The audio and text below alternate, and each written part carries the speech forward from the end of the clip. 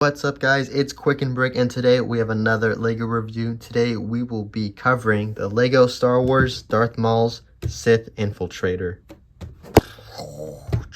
And here's the set all built up. Master Qui-Gon, I'm tired. I don't care.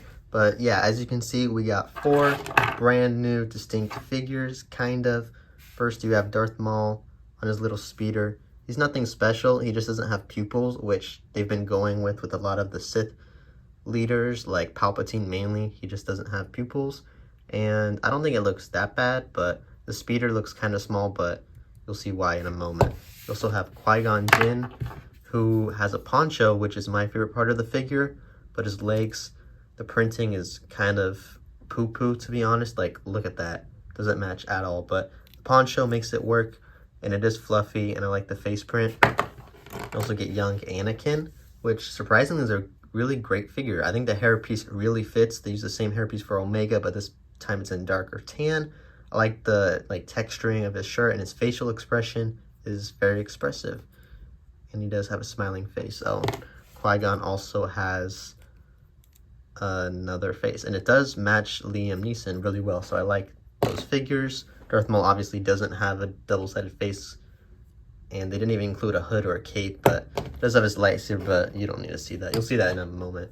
And last figure we have is Saw Gerrera. This is the 25th anniversary figure, and this is the perfect way to do anniversary figures. Do figures that you just didn't do, because in the original Rogue One sets, they didn't do Saw Gerrera, as he's not a central character, but he's still prominent enough to make a figure out of, so I definitely appreciate it. I like the printing, especially this shoulder piece as well as this fluffy cape, even though it doesn't bend all the way back because of this armor piece, but it does capture his likeness very well, in my opinion.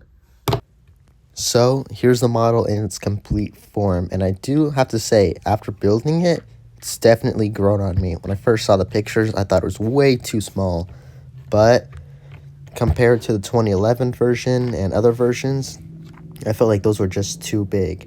But it's very sleek in the front, besides this big bump, which we'll get into in a bit. But yeah, you see that there's some gaps and just a very noticeable bump, and that's not how it looks like in the movie. But you see the front, very sleek. You have some hidden spring-loaded shooters that add to the sloping, which is nice. And you just push down and shoot them. It's simple. You see some texture on the side. The landing gear can be folded in, just like that. And then you have some lights at the bottom, red and green, just added detailing, which I appreciate. And then you have a lot of greebling in this section, which this is one of my favorite parts of the set. You have like these newer elbow gear pieces. I don't know what they're called, and some binocular pieces. And then you get back to the winglets, and they do look nice. They're more curved in actual media, so I would have liked if there was like maybe roundness to them. And these kind of 2x4s at the ends kind of take away from that, so I would remove them personally, but they're still stable and get the job done. And one of my favorite parts about the set is this front red windshield. Let's just show you the other side of it. All these transparent pieces really work nicely. And then you see the back, this part all tiled up. Looks great, looks completely finished. And then the engines with those green transparent pieces in between those grill pieces, chef's kiss, it's perfect. And then the back opens up. You open the top hatch, back patch, and the 2 side circle bits fold out. And you have full access to the interior of the ship. You have space to put Darth Maul's lightsaber, and it does fit all closed. You could take it out. There you go.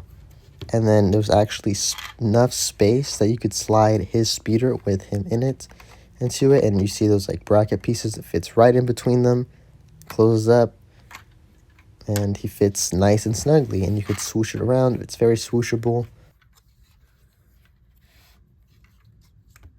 And then the underside, you have a play feature. You can see that red obvious button. Pull it forward, and it drops the bombs. But they're not bombs, they're the little probe droids. And to gain access into that, you just flip this very ugly big bump, and you see you have enough room for 3, and then you see how they fall, just a trapdoor piece, and then they slide in. It's very satisfying to load them in. I do say I like loading them. And then you just close it on up, and now you're ready to drop it again. But as you can see, like, it just sticks up way too much, and I'm just going to show you how to fix it, because I don't like how this looks. So you just take apart this assembly like this, take these pieces out, and then you're going to take that little ingot piece off the top, as well as that tile and little brick, and then take 2 plates, and then put them in that little gap right there. And then you're going to take your 2x6 tile and put a plate at the front of it just to make it less gappy. And it's kind of hard to put on, but you just got to get under it, and then now it's on. And then take that 2x4 from the Saw Gerrera figure, which I used, and then put a 2x4 tile that was not in the set. I took that and take that ingot piece you have, put it right there, and it looks infinitely times better. Infinitely. Look how much sleeker it looks without that big, ugly, stupid bump. And with this, you still have plenty of room for the bombs. Like, look, so I push down this, and it still goes all the way.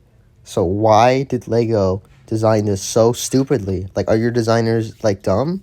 Like, you didn't need to give it that much space and ruin the design of the set.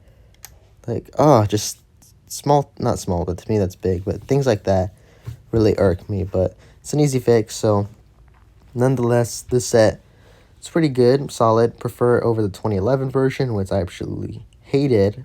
So I like the smaller design. If you don't like it, maybe wait for a sale. It'll definitely go on sale, because $70 is a lot of money, but you get 4 unique figures, which is nice.